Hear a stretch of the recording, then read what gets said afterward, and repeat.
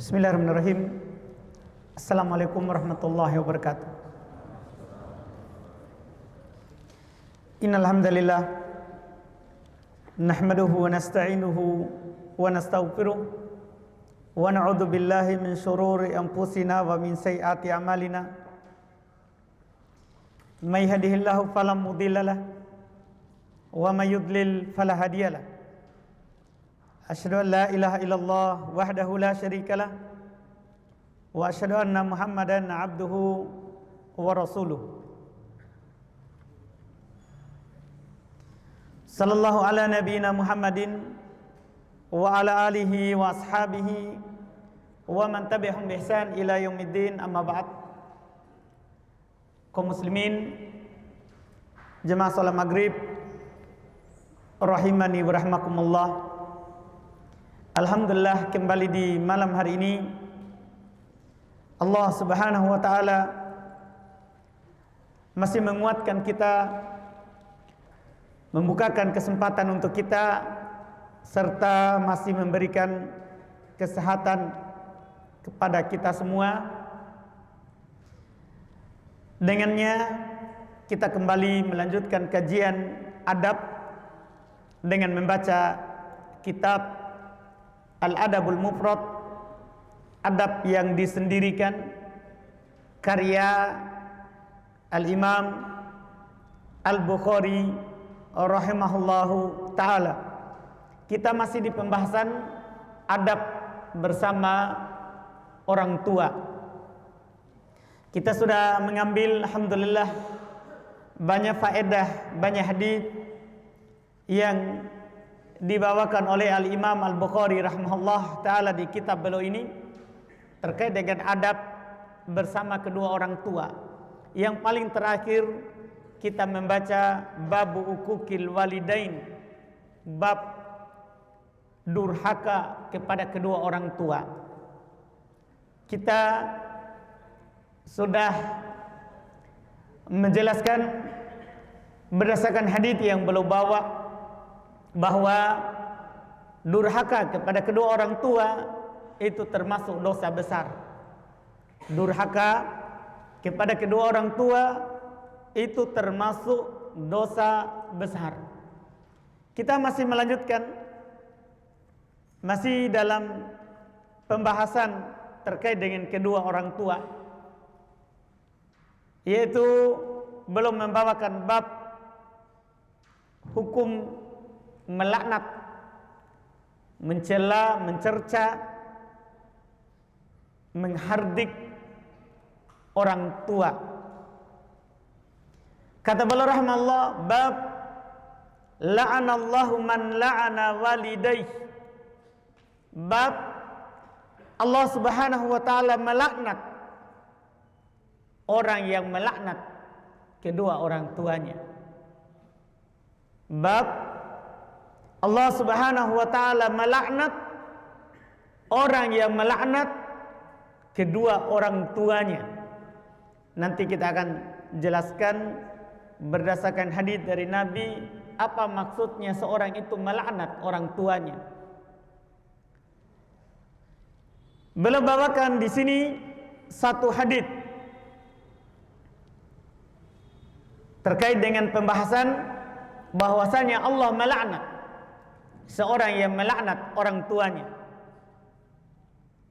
Kata beliau, haddatsana Amr ibn Marzuq qala akhbarana Syu'bah anil Qasim ibn Abi Bazzah an Abi Tufail qala su'ila Ali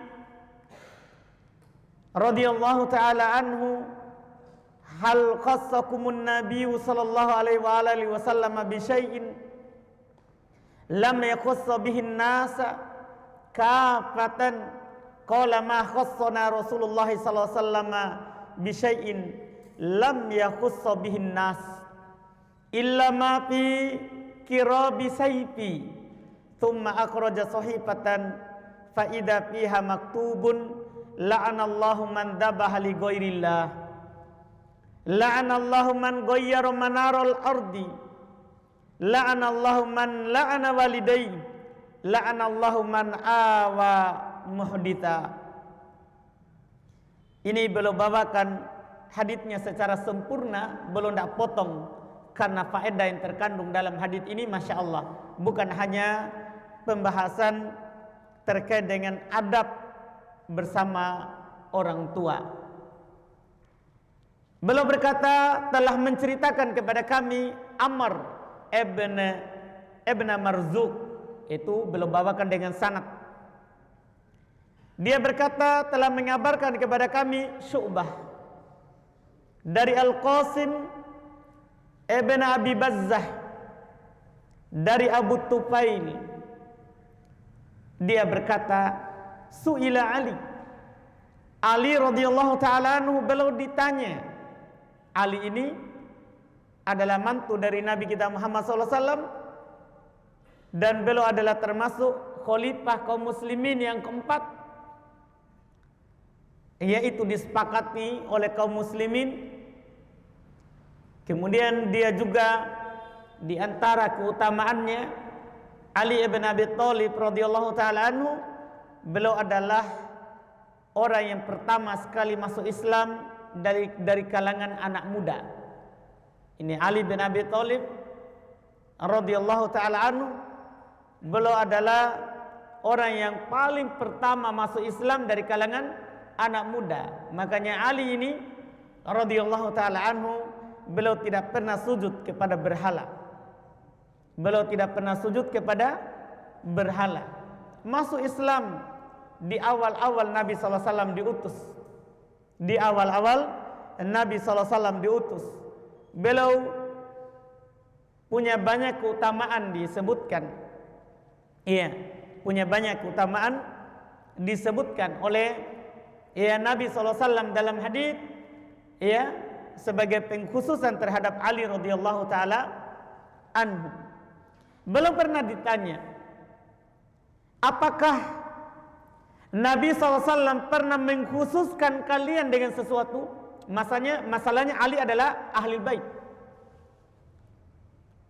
Jadi belum ditanya, karena ada orang yang bersikap ekstrim, berlebihan terhadap keluarga Nabi, terhadap ahli bait, sampai mereka menganggap bahwa darah ahli bait adalah darah yang suci, tidak dimakan oleh api neraka.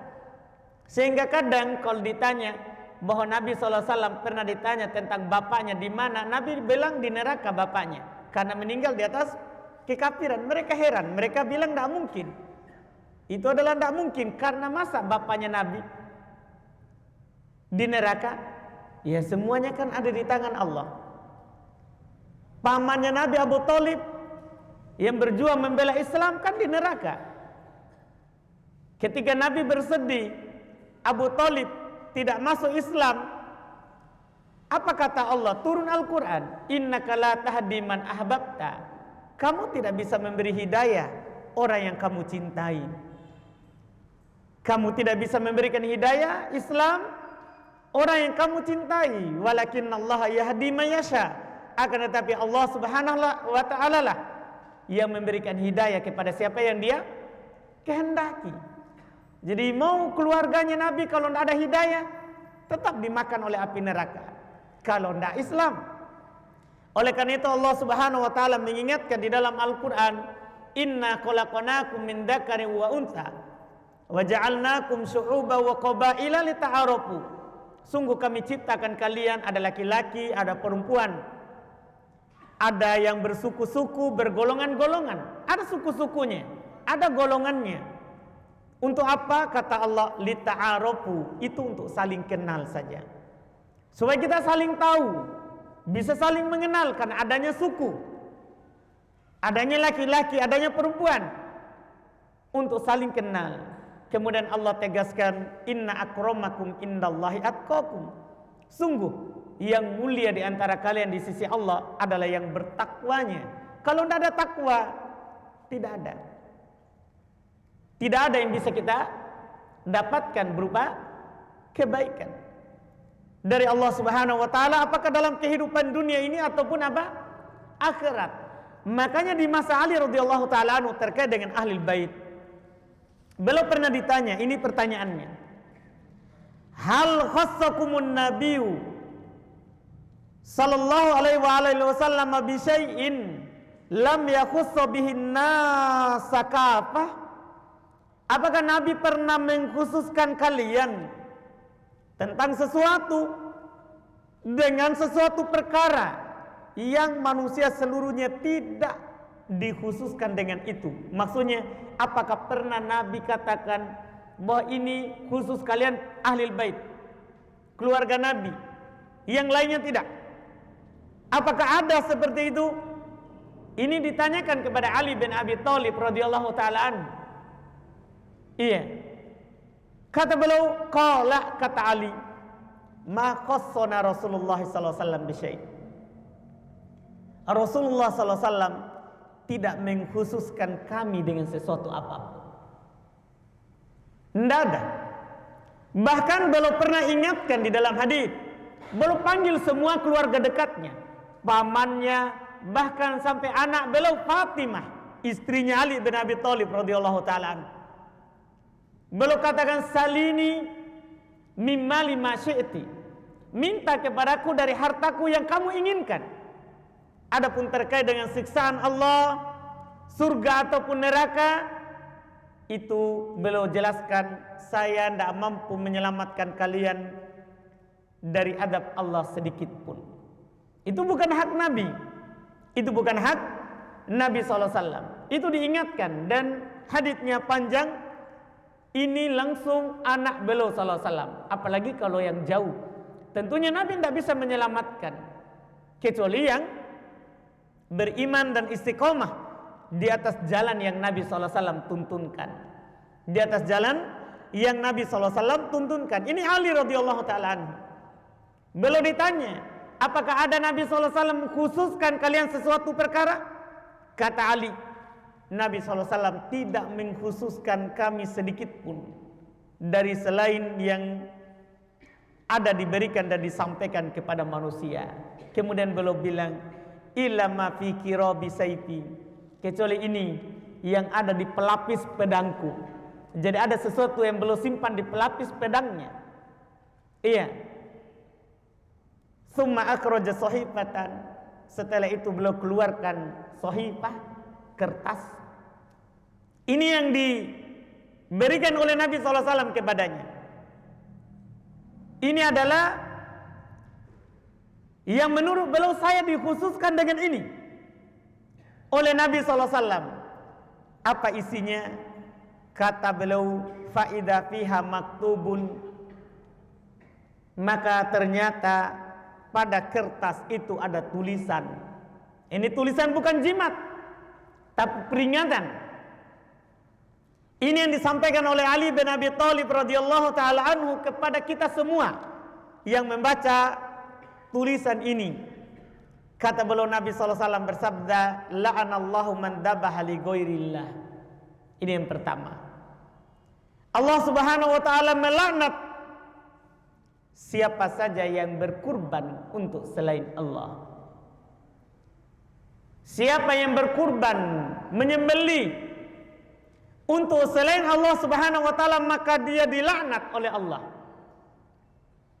Kita sudah tahu bersama bahwa menyembelih, berkurban itu adalah merupakan ibadah hanya milik Allah. Allah Subhanahu wa taala berfirman di dalam Al-Qur'an, "Qul inna salati wa nusuki wa mahyaya wa mamati lillahi rabbil alamin la syarikalah." Katakan, wahai Muhammad, ini diperintahkan oleh Allah kepada Nabi kita Muhammad SAW untuk diucapkan kepada kita. Katakan, wahai Muhammad, inna solati, sungguhnya solatku, solat yang kita lakukan, tadi barusan kita kerjakan solat maghrib, sebentar lagi isya insyaallah. Kata Allah Subhanahu wa taala kepada nabinya, katakan kepada mereka, inna solati, sungguh solatku, wa nusuki, ini pendalilan kita di sini, dan sembelihanku. Wa mahyaya wa mamati, hidupku dan matiku lillahi rabbil alamin, itu hanya milik Allah, Rabb alam semesta. La syarikalah, tidak ada sekutu baginya. Tidak ada sekutu baginya. Siapa yang menyembelih apapun yang disembelih, bahkan sampai kalau ada orang sembelih lalat, dia niatkan untuk selain Allah, maka dapat jatah dari hadits ini. La'anallahu man dabah li ghairillah.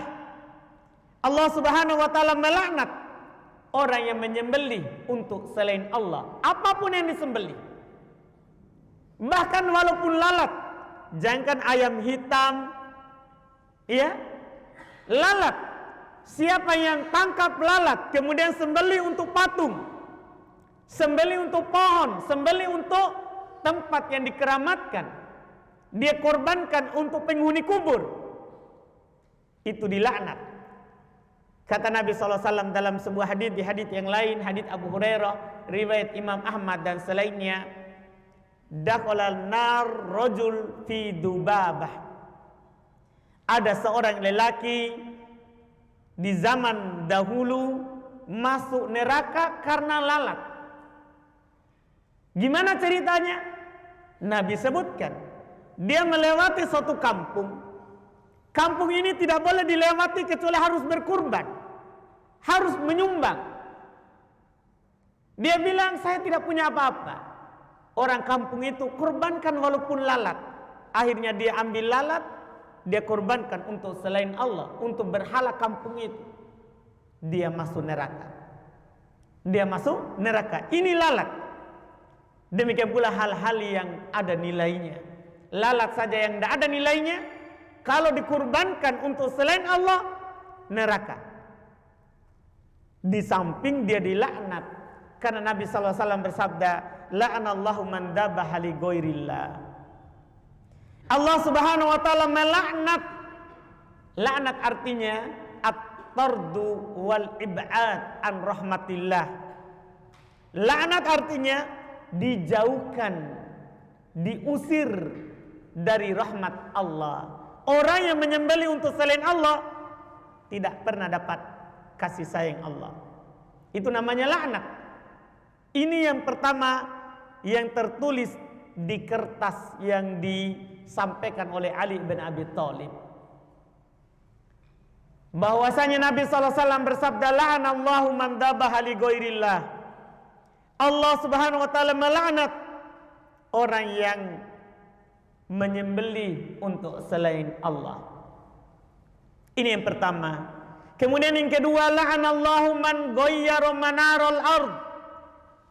Allah Subhanahu wa taala melaknat orang yang merubah batasan tanah. Ini hati-hati perkara ini. Banyak orang bermudahan, kadang dia geser sedikit karena ketamakannya terhadap tanah supaya luas. Kadang dia ubah batasannya, patokannya. Hati-hatilah, itu perkara dilaknat kalau kita jatuh di dalamnya. Ini di dunia.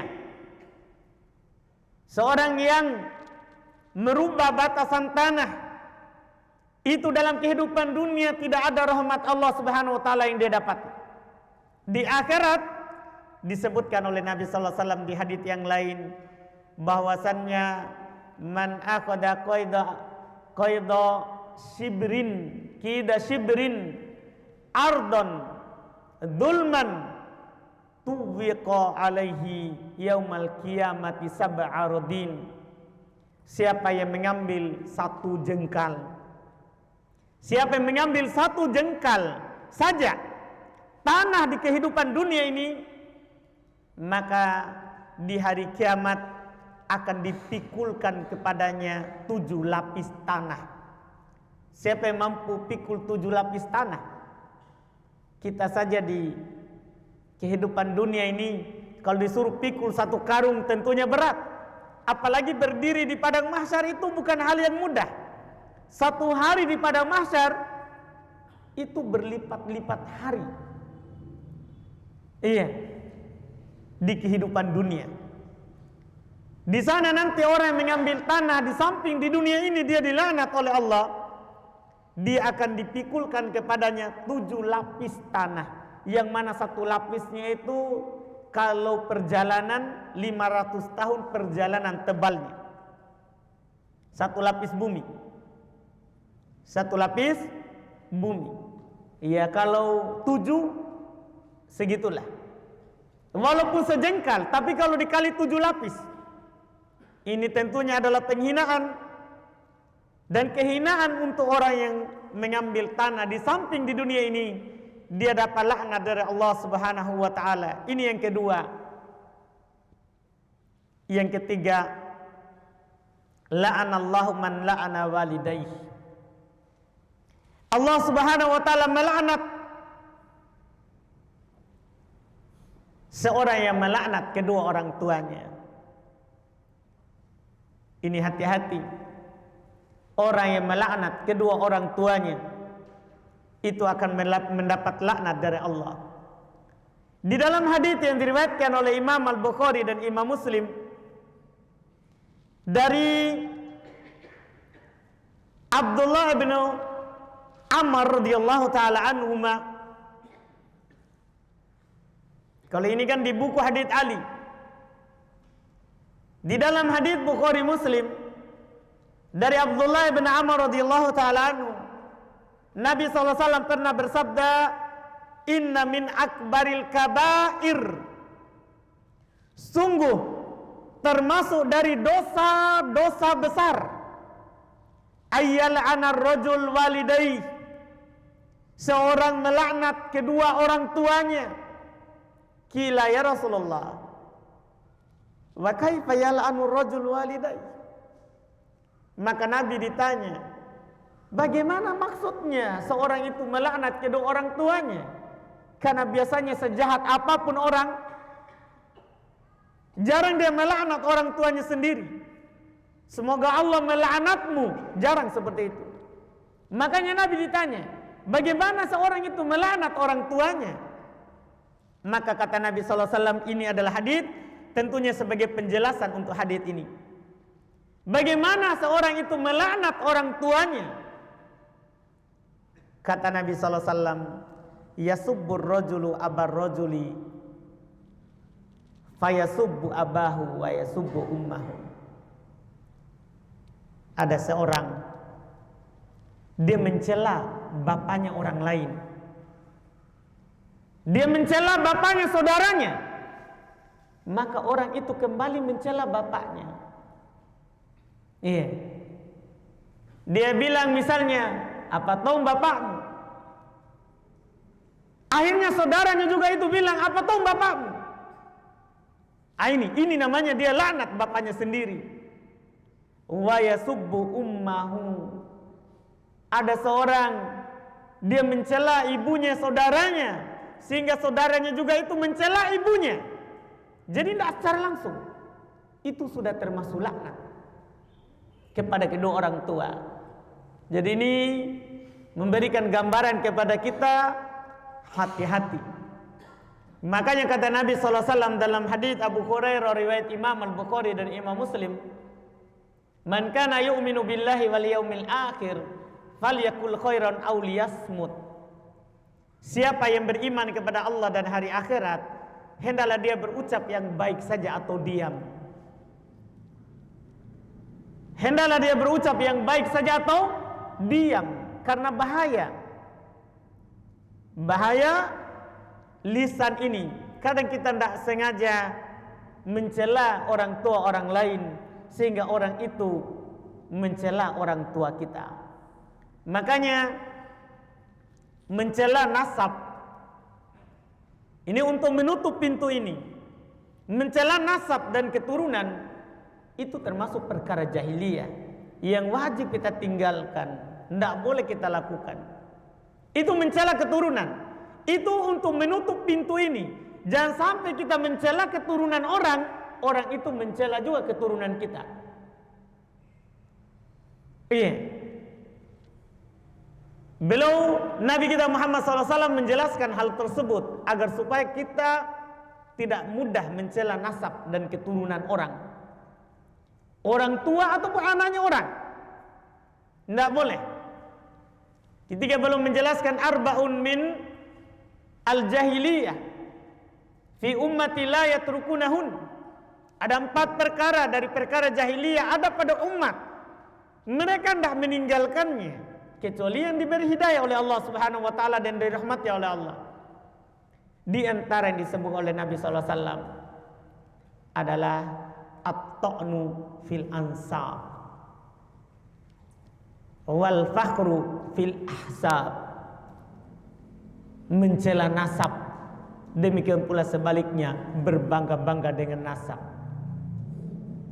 Iya. Ini kan dua berlawanan. Kan biasanya kalau dia berbangga dengan keturunannya, berbangga dengan nasabnya, dia akan mencela nasab orang lain. Dia akan mencela nasab orang lain. Ini dua perkara yang merupakan perkara jahiliyah, mencela nasab dan berbangga-bangga dengan nasab. Karena bahaya ini perkara, bisa mengantarkan kita kepada hal yang dilaknat oleh Allah Subhanahu wa ta'ala. Maka ini di samping dosa besar, ini adalah dosa durhaka kepada kedua orang tua, juga mendatangkan murka dari Allah Subhanahu wa ta'ala, menyebabkan kita kalau jatuh di dalamnya akan mendapatkan laknat dari Allah Subhanahu wa ta'ala, dijauhkan dari rahmat Allah Subhanahu wa ta'ala. Dan ini yang menjadi poin beliau ya, kenapa disampaikan hadis ini, yaitu haramnya kita melaknat kedua orang tua kita. Kemudian yang terakhir kata beliau, la'anallahu man awa muhditha. Allah Subhanahu wa ta'ala melaknat orang-orang yang melindungi orang yang melakukan kejahatan. Yang namanya orang yang melakukan kejahatan, tidak boleh dilindungi, tidak boleh kita bela, tidak boleh kita bela.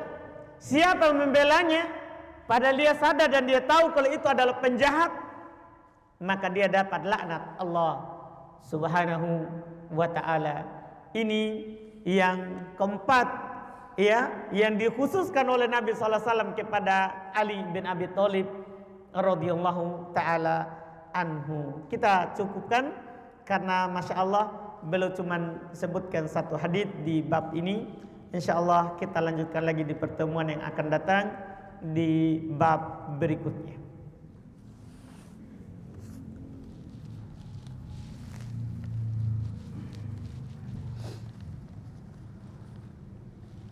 Kalau ada pertanyaan bisa, boleh juga secara langsung.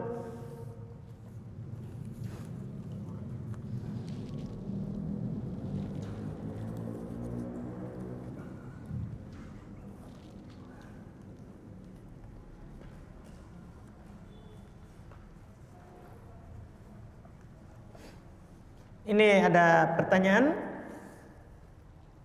Bismillah. Ada seorang qori, ia mendakwakan Al-Quran kepada kami, namun ia sendiri mendengarkan musik. Apa boleh bergaul dengannya? Iya. Mendakwakan Al-Quran, justru ia sendiri senang mendengarkan musik. Ini bertentangan dengan apa yang dia ajak kepadanya. Seharusnya dia mendakwakan Al-Quran, tentunya dia meninggalkan apa yang diseru juga oleh Al-Quran. Karena Al-Quran menyeru kita untuk meninggalkan musik dan nyanyian. Itu yang diseru oleh Al-Quran. Allah Subhanahu wa ta'ala berfirman mencela orang-orang yang mengambil dan menjadikan lahwal hadits, ucapan yang sia-sia, untuk menyesatkan orang dari jalan Allah. Kata Allah, minan nasi mayashtari lahwal hadithi. Di antara manusia ada yang mengambil lahwal hadith. Kata Ibnu Mas'ud radhiyallahu taala anhu, lahwal hadith artinya adalah al-ghina, nyanyian, masuk di dalamnya musik. Itu diinginkan dari lahwal hadith. Ini hal yang diharamkan. Dan itu ditegaskan oleh Nabi SAW dalam hadits yang diriwayatkan oleh Imam Al-Bukhari rahimahullahu taala.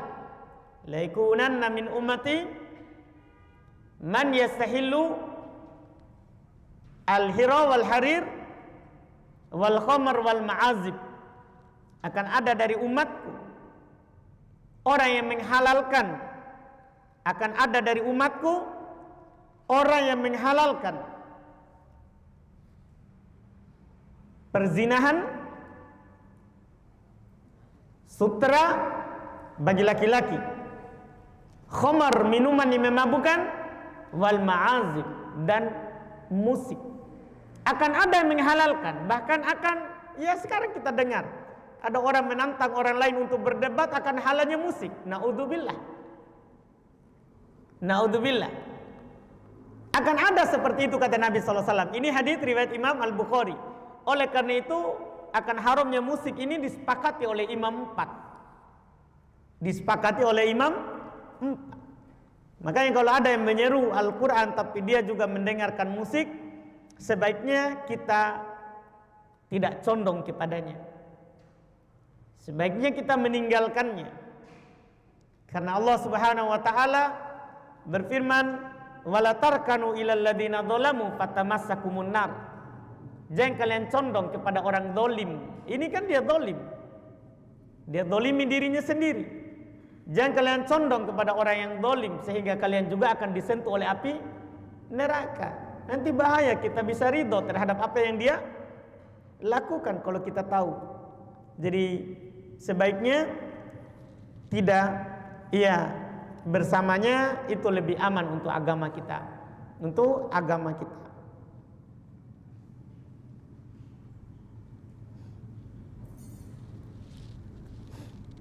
Ini ada pertanyaan berikutnya. Bagaimana jika seorang suami itu mengabaikan hak istrinya dengan dalih berbakti kepada orang tuanya? Itu lebih utama daripada memenuhi hak istrinya. Kenapa kamu menikah? Ya kan? Kenapa kamu menikah? Kalau memang masih mau berbakti dan tidak mau melayani istri, kan begitu. Makanya seorang harus pikir, dia sudah saatnya menikah atau tidak. Ini orang tua gimana? Iya. Karena ketika kita menikah, bukan berarti kita tidak taat orang tua, tapi tidak boleh kita meninggalkan semua hak yang wajib kita penuhi. Orang tua, istri, iya. Kalau kita tidak bisa melayani istri karena ada orang tua yang mau kita layani, ceraikan istrinya daripada berdosa. Kalau tidak bisa dikompromikan. Karena Nabi SAW bersabda, "Kafa bil mar'i ithman ayyudayyi'a man yakutu." Cukuplah seorang itu berdosa kalau dia telantarkan yang menjadi tanggungannya.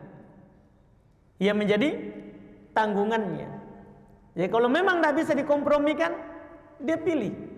Tentunya kalau pilih, dia pilih orang tuanya. Karena itu adalah orang yang paling berhak untuk dia berbuat baik kepadanya. Walaupun di sini kita juga tidak bisa mendengar sepihak, hanya mendengar dari istri.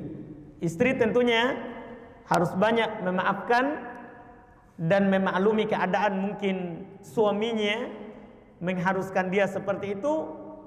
Maka lihat kembali, jangan sampai kita yang terlalu cemburu sehingga sampai mengadukan suami dan menyatakan seperti itu. Semuanya bisa dikompromikan, dibicarakan baik-baik dulu, baru kita bertindak apa yang harus dilakukan di dalam kehidupan kita. Wallahu a'lam.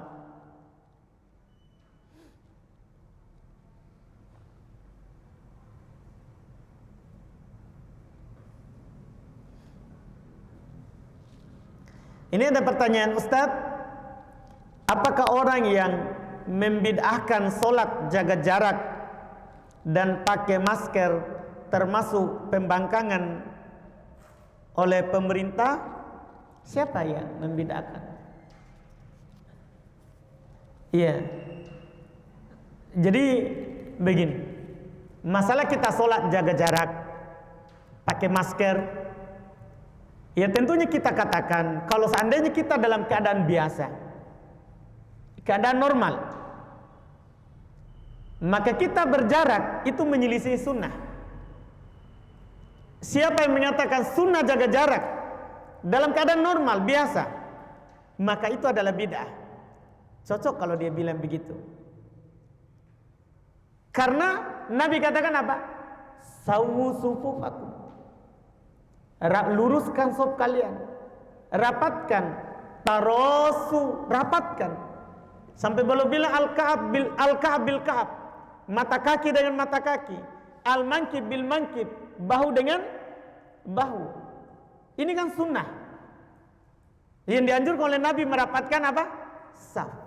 Makanya saya bilang kalau ada orang dalam keadaan normal bilang sunnah jaga jarak, kita bilang bid'ah. Tapi kalau keadaan kita sekarang ini, iya kan, antum maklumi bersama, iya kan, adanya penyakit, pemerintah menganjurkan kita untuk apa? Jaga jarak. Karena ada doror, akan membahayakan diri kita. Kalau bukan diri kita, akan membahayakan orang lain. Kaidah umum dalam syariat kita, la doror wala diror. Tidak boleh membahayakan diri sendiri, tidak boleh membahayakan orang lain. Ini kaidah besar dalam syariat. Ketika kita meninggalkan sesuatu yang sunnah karena ada doror, itu bukan bid'ah. Itu bukan bid'ah. Jadi sangat keliru kalau ada yang bilang sholat berjarak itu adalah apa? Bid'ah. Bid'ah apa? Ini dilakukan karena doror, karena adanya apa? Bahaya. Iya kan? Anggaplah kita menganggap, menurut saya tidak ada penyakit yang menular. Betul menurut kita yang punya keyakinan seperti itu, tapi saudara kita tidak punya keyakinan seperti itu. Jangan sampai nanti dia pulang dari masjid, baik, saya kena ini gara-gara saya dekat sama si sana dulu kemarin. Ini kan sudah keyakinan salah. Makanya jangan membuat orang lain jatuh dalam keyakinan yang salah. Oleh karena itu kita jaga jarak. Itu bukan bid'ah, karena itu doror namanya, bahaya. Demikian pula pakai masker. Kalau pakai masker ini seandainya di keadaan normal ada orang yang bilang sunnah, dianjurkan pakai masker, bid'ah. Yakin itu bid'ah. Karena sunnahnya tidak boleh perempuan saja kalau sholat tidak boleh tutup muka. Itu disepakati oleh ulama. Perempuan tidak boleh tutup muka saat sholat, kecuali ada banyak laki-laki yang lalu lalang di hadapannya yang bukan mahramnya. Ya wajib dia tutup karena menjaga fitnah. Tapi asalnya perempuan saja begitu, apalagi apa? Laki-laki. Iya kan? Kalau ada orang pakai masker sholat dalam keadaan normal, kita bilang salah kok. Buka masker. Laki-laki saja, perempuan saja tidak boleh tutup, apalagi laki-laki. Cuma sekali lagi, sekarang ini keadaan kita, keadaan yang membuat kita apa? Pakai masker. Anggaplah, saya tidak menganggap ada penyakit menular, tapi jangan sampai orang lain keluar dari masjid, oh saya sakit karena di masjid, banyak tidak pakai masker. Tidak, kamu sakit karena Allah. Tapi itu tadi, kan banyak orang tidak punya keyakinan yang kuat, makanya kita apa? Pakai masker, karena doror. Tidak boleh kita membahayakan diri kita dan orang lain. Ini syariat namanya. Jadi kita pakai masker bukan tidak ada dalilnya, tapi ada dalilnya. Jadi bid'ahnya dari mana? Bid'ahnya dari mana? Jadi pernyataan yang mengatakan itu adalah bid'ah tentunya kalau saya pribadi sangat keliru. Sangat keliru. Iya. Tapi pertanyaan apakah dia termasuk membangkang dari pemerintah? Ya, walau alam hal tersebut. Tentunya kan pemerintah apakah di sini dia wajibkan atau dianjurkan? Kan begitu. Pemerintah dia wajibkan atau apa dia anjurkan? Bagaimana modelnya, bentuknya? Bagaimana bentuknya? Kembali ke situ. Kembali ke situ. Itu wallahu alam. Waktu. Baik. Ini mohon maaf, mungkin saya terlalu panjang menjawab ya. Cuma memang ini pernyataan dari pertanyaan terakhir ini memang agak aneh dan banyak memang meresahkan. Kadang ada kita bilang boleh masker, ada yang bilang bid'ah, tidak boleh. Seperti itu. Iya, ini mudah-mudahan bermanfaat. Mohon maaf ada banyak pertanyaan yang belum bisa kami jawab. Mudah-mudahan apa yang kita ambil di malam hari ini ada manfaatnya untuk kita. Yang benarnya itu dari Allah Subhanahu wa taala semata, dan yang kurangnya itu dari kekurangan kami. Subhanaka wa bihamdik, asyhadu an la ilaha illa anta, astaghfiruka wa atubu ilaik. Assalamualaikum warahmatullahi wabarakatuh.